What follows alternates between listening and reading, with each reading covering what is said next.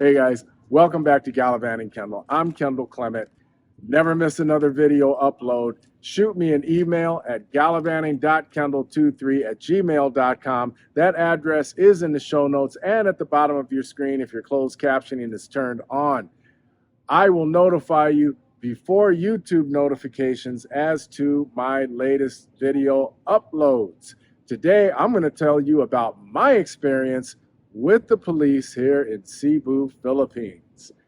Hit like and subscribe, and let's ride. Hey guys, I'm Kendall Clement. Welcome back to my channel. Today, I'm going to tell you about my count them, 5 experiences, 5 encounters that I've had with Filipino police in the last 2 years and 4 months that I have been in this country. The first one was in Lapu-Lapu City. I was riding my scooter and the sign was in the middle of the street at a Y-type intersection. And it said, keep right. Well, if I kept right, I wouldn't be able to make the turn that I needed to make. So I went left anyway. My brain actually said out loud in my head, F it. And I left. I took a left instead of going right like the sign said. Next thing I know, a guy in a black and purple shirt steps off the curb and emerges from a crowd of people and points at me like that and waves me over to the side. So he writes me up a ticket. I apologize. I give him my credentials, my papers, my driver's license, my ACR card, and the vehicle registration. He lets me go. I have to go around the block because the whole reason I made the illegal left into that Y intersection to begin with was because had I gone to the right, I would have had to circle the entire block. And I didn't want to do that. I was tired. It's been a long day. I've been riding for a long time, and I just didn't have the patience to do that. Well, I did this time. So he gave me the ticket. I circled the block, and as I'm coming back around, he sees me, and he points at me again to pull over. I'm thinking, oh, man, what did I do now? So I pulled over. He walks up to me, asked me for the citation. And I'm thinking, he's going to put another charge on there. I must have done something else that I didn't realize that I did. I give him the citation. He says, I'm going to take care of this for you because you're a good person. I said, you're going to take care of it for me? He said, yes. I said, so how much do I owe? He said, nothing. Nothing. I'm going to wipe it out because I can see that you're a good person. Have a nice day. That was encounter number 1. The second encounter I had with the police was in the middle of the night. I was walking my dog Allie. Look, I'm a night owl, okay? I go to bed at like 2:30 in the morning. So I was out with my dog Allie about midnight. We were living in Lapu-Lapu. It was on Marabago Road. And there was a cop, and he was there with his pickup truck and the lights on. And he was just patrolling. Actually, he was out of his car. He was just gone into the 7-Eleven and came out.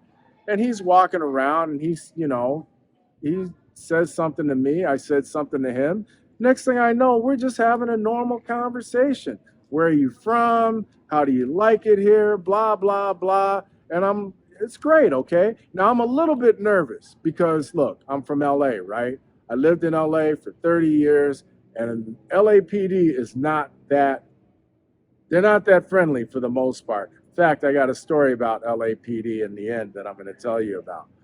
So that was my second encounter with the police. And that was done. Okay, that was a done deal. I was cool with that. Every time I saw this guy after that, he threw his hand up, I threw my hand up, and I kept going on my way. The next time was in Talisay. Now, this is after I moved to Naga. And I'm riding down the SRP, which is a highway.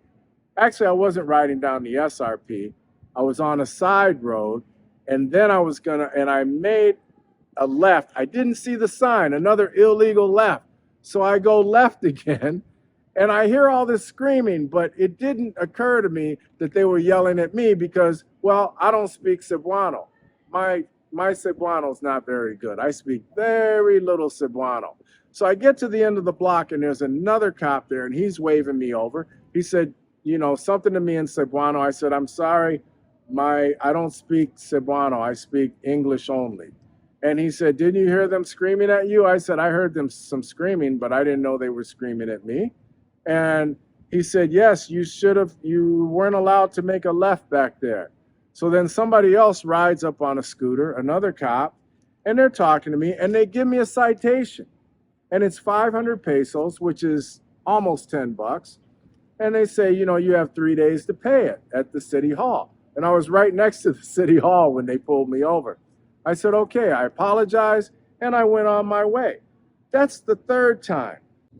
The fourth time I had an incident with the police, it was nighttime. I do most of my riding at night because of the hours that I keep, but it was about, I don't know, 6, 7 o'clock at night, and I'm riding down the highway, and I'm following a line of other bikes. At this time, I was pretty new at riding a scooter, so I always followed the Filipinos. I always followed, and I did exactly what they did. Well, on my left was a line of cones as we approached the intersection, and on my right, a line of cars. Okay, the cars were all stopped. It was, even though it was a green light, the cars were stopped, and the bikes all went through between the cones and the cars, and my left foot hit the cone right before I hit the intersection, and the cone turned over, and the cop who was in the center of the intersection pointed at me and motioned to me to pull over. So he stopped the traffic to my right.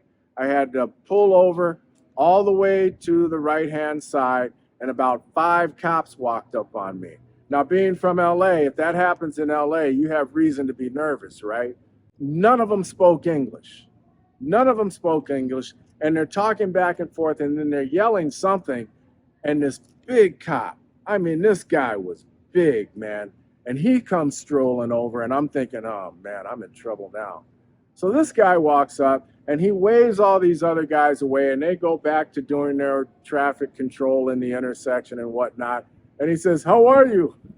Deep voice. I said, I'm okay, man. I'm good. I'm good. And he said, you know why you were stopped? You knocked over a cone. I said, I know. I said, my foot hit the cone.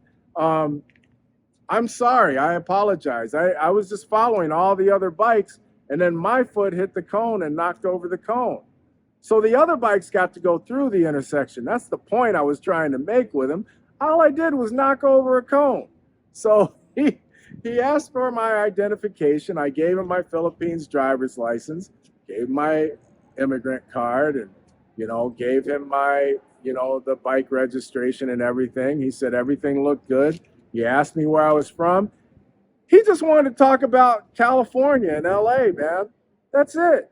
And he said, okay, I'm going to let you go this time.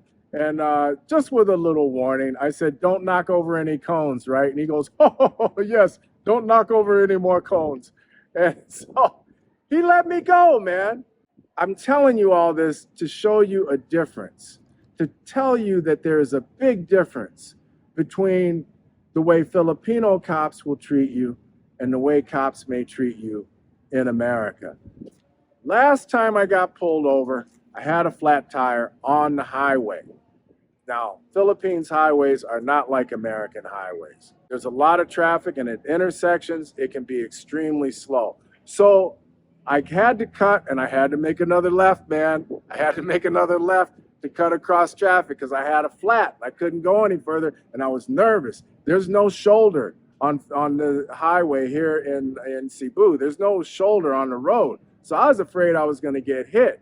So as traffic slowed down and I saw brakes in the traffic, I started pulling over to the left. And I cut across traffic, and cars stopped for me because they were pulling out in the intersection very slowly anyway. And there were like 3 or 4 cops there. And they're like, hey, hey, hey, hey, hey. I said, I have a flat. So I pulled over, and they directed me where to go. And I went over to the side of the road, and they said to me, they said, you can't do that. I said, I know, I'm sorry. I have a flat. I have a flat. And he said, I see. I said, I couldn't. And then he asked me for my ID and everything, asked me for my driver's license. I gave it to him. I always give him my ACR card because I want him to know that, I'm a foreigner. I just, I don't know that there's any advantage to that, but I always want authorities to know that I'm a foreigner.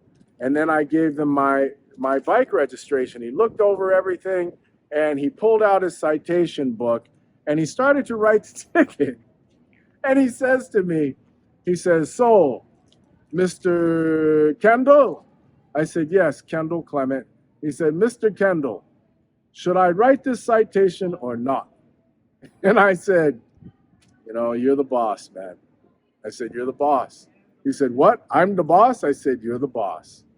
And then we talked a little bit, and he's telling me how I should have handled having that flat. I saw the officers there. I should have stopped and waved and yelled and said, "Hey, I have a flat." And they would have stopped traffic for me and let me come on over. And then he asked me a second time, "So what am I doing here, Mr. Kendall? Am I writing this citation?" I said, "You're the boss. You're the boss." And then he laughed again. And then the third time he asked me, I said the same thing. I said, "You know, you're the boss. You do what you feel you have to do. I just have to accept that." So then he says, "I'm the boss and you're my friend. I'm going to let you go with a warning." And he called the other cop over and told him something in Cebuano, and we did a fist bump, okay? And he let me go. So I went on my way, and I'm going very slowly because my tire's flat. So I'm riding through the intersection just last evening, and I have a modular helmet, you know, so my lid was flipped up. And I'm riding by, and he's in the intersection directing traffic, and he sees me. And he says, "Hey, my friend." This is a cop, man. I mean, blows my mind when I think about it, especially coming from Los Angeles. So now, here's the thing about Los Angeles, right? I have a friend, very good friend, who has a relative who who is an officer, actually, in the LAPD station in the neighborhood I used to live in, only about 3 blocks away.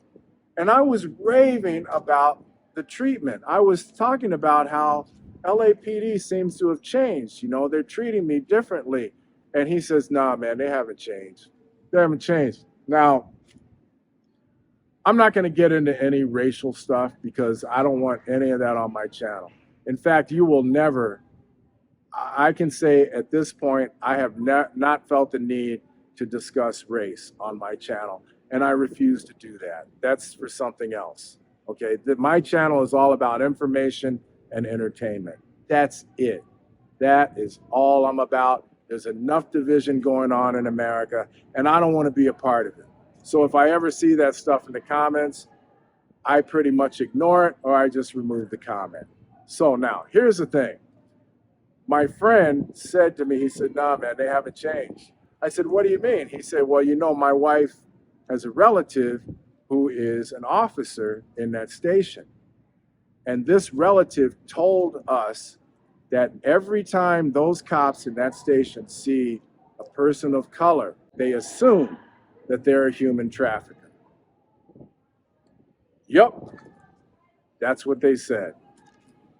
And so, you know, that's the only time I'm bringing up race, because I do want to let you know that the cops here and the way you're treated here is different than the way you might be accustomed to in America. And that's the only time I'm going to bring that up.